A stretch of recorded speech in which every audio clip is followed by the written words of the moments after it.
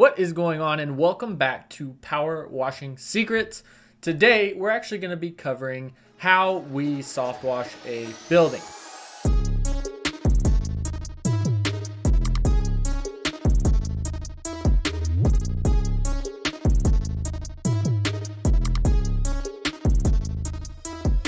Alright, so as you can see, we've got this building here, and on this side of it, some pretty substantial growth. And basically, what we're going to be doing is just cleaning this end of the building. First things first, if we are going to spray any sodium hypochlorite, we always like to rinse everything down first, including but not limited to the siding itself, all of the doors, the windows, the actual roof that we are going to get any potential soap on, all of the vegetation, the plants, and everything around the area. And again, what this is doing is basically putting water down so that any soap that is overspray and or gets somewhere it shouldn't is immediately diluted by the water that is already there. As I mentioned, we are just cleaning this end, so what we're actually going to do is spray down the side just a bit as that has dried, and we don't want any extra soap going over there, so that way it will be diluted if it reaches that side. Now, just a couple notes. Anytime that we are spraying soap or sodium hypochlorite, and what we do is we actually just mix the sodium hypochlorite with a surfactant, we always want to make sure that we are upwind of it so that that stuff is not getting on us. We're hopefully not breathing any of it in. Do recommend wearing some sort of respirator or mask to prevent that. But once we have finished rinsing everything down, then we will actually go ahead and begin the soap. And what we like to do is always do a test spot on every single surface. So we'll put a little bit of soap down to ensure that everything is working like it should. The paint isn't doing anything funny. As you'll notice, he did, touch the paint on the tin to ensure that nothing crazy was happening. And then from there, once we are done with the test spot, we've let that sit for a little bit, we're just going to start applying that soap. And what we do is we soap from bottom to top, and you put just enough soap on to where everything is covered, but there's not any excess soap that is, running down or, building up, if you will, on the siding. Because we want to put as little soap on as possible to get the job done, but not any more than that. And we also want to be very careful about where we are spraying that soap. The sodium hypochlorite is designed to be an organic remover, if you will. It kills organic growth, so anywhere that it gets, it can, kill organic things. So as little as possible is key. So as you'll see, after we have done the initial soap, we may touch up some spots as we are rinsing out our line that have, that additional growth like above that door. And then we're just going to let it dwell. And from there, typically it takes about 5 to 7 minutes, but you'll notice this is a little sped up. The soap is doing its job. It has taken that organic growth, it's turned it brown, and even some of it has started to disappear. Now, from there, once we've gotten all the soap out of our line, because we turned the soap off, what we're going to do is then begin to actually rinse the building. And instead of going from bottom to top like we did when we were applying soap, we're actually going to rinse from top down. Now, gravity is going to help us as we start to wet the top, as you can see, and start to push all of that extra dirt, organic growth, and soap off. That water is going to start running down and helping rinse everything below. The reason that we actually soap from the bottom to the top is because we have found that if you soap from the top down, you can get streaks sometimes, which is why we flipped that and started soaping from the bottom to the top. And then when we rinse, we obviously use gravity to our advantage and rinse from the top down. Now, again, you want to cover all of the areas everywhere that you sprayed soap, because what we're basically doing is not only pushing off any excess dirt, the now dead organic growth, but also getting all of that soap off of the surface and diluting it with additional water to ensure that it loses its potency. Now, this is something where we have a lot of new technicians that will mess up because they may not take the adequate time and put the adequate amount of water onto the surface and actually get rid of all the soap and dilute it down. So it is key to make sure that you are getting enough water onto the surface to ensure that all of the soap and obviously the extra dirt is getting taken off.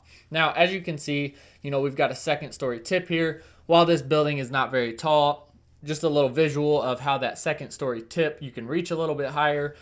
Typically speaking, with our setup, we can reach about 3, maybe 4 stories if there's no wind with this setup and that tip from the ground. Now, on the other side of that, the fan tip can reach almost 2 stories with no wind. So in this scenario, just visualization of what that second story or upper story tip looks like. But for the most part, when you can, we're going to use the fan tip because it covers more surface area.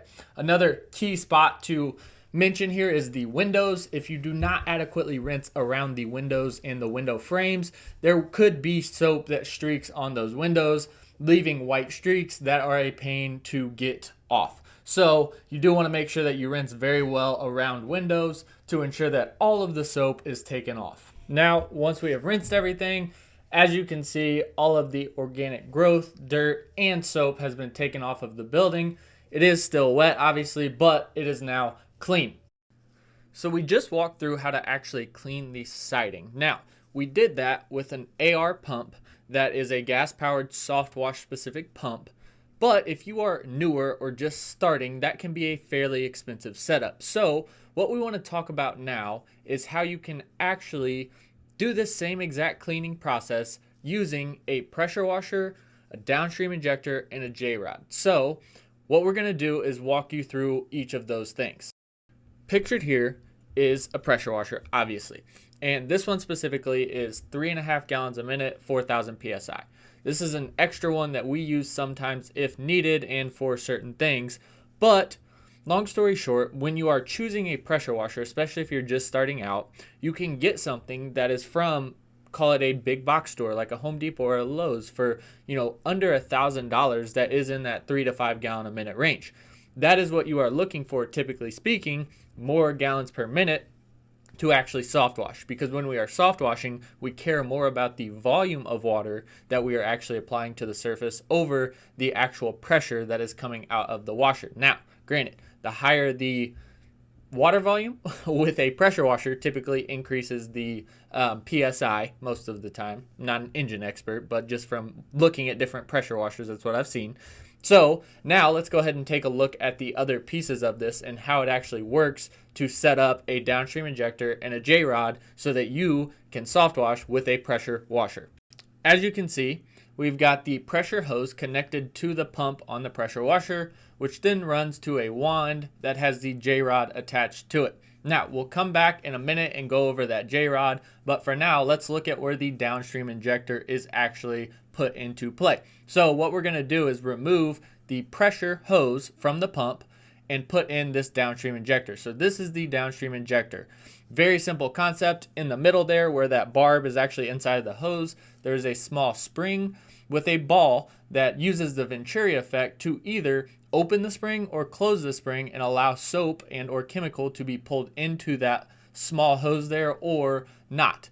And on the other end, we've got a small little strainer, which basically blocks debris from being pulled up in there. But depending on which tip on the jrod you are using, it will open or close that little valve to allow soap to be pulled or not. And like I mentioned, we'll go over the jrod in a second, but as you see, we go ahead and put that right in line on the pressure pump. So it goes pump, downstream injector, and then pressure hose. That hose for the injector would then go into your soap tank, soap bucket, whatever it may be. But now let's go ahead and take a look at the jrod. So once that's set up, you're pretty much good to go if you have soap for the injector to actually go into. But this jrod specifically has 4 different tips. And as you can see here, at the top, we have 2 basically fan tips. You'll notice that some of the tips have smaller and some have bigger orifices, which basically means bigger holes. And to use the downstream injector, what happens is, depending on the actual orifice size, it allows that ball inside with the spring in the injector to either open or close. So on the very top, we've got a first story or a fan tip that is designed for rinse. Because that orifice is smaller, it actually closes that small valve in the downstream injector to not allow for any soap to be pulled. Then we go to a first story and or fan soap tip, which is a bigger orifice, that's the second one down, that actually allows it to pull soap. The next one down is a second or upper story soap tip. It's a bigger orifice. It shoots more of a pencil stream, but it's a bigger orifice, so it actually allows soap to be pulled. And then at the very bottom, we have a second story or upper story rinse tip. Again, a smaller orifice, which means it will actually close that small valve and not allow any soap to be sucked up within. So this is kind of how the downstream injector with a jrod works. You can get this set up for like $50, maybe $75. So a lot cheaper than, getting a dedicated soft wash pump or whatever it may be. So that was a quick tutorial on how we actually wash siding. Now, not something normal for this channel. We're not here to show you how to clean, because at the end of the day, it's not super complicated, right? We covered all of that in approximately like 9 minutes, right? And that included some edits. But at the end of the day, the really important thing is the business and the marketing and all of the back end stuff that happens. So once you figure out how to clean, it's very simple. Like I said, not something we typically do, but it was easy for us to shoot that really quick, put it together, and hopefully provide some value to you. Other than that though, we will be putting out more videos on the business and marketing side of things. And as always, we've got some stuff down below, so definitely check that out, including a brand new training that we just put together for marketing and lead generation. And the awesome thing is we actually give you a free trial, if you will, so you can test drive that without putting any credit card in or anything, to actually, get in, get some stuff, learn some stuff, and look at the training. So please check that out.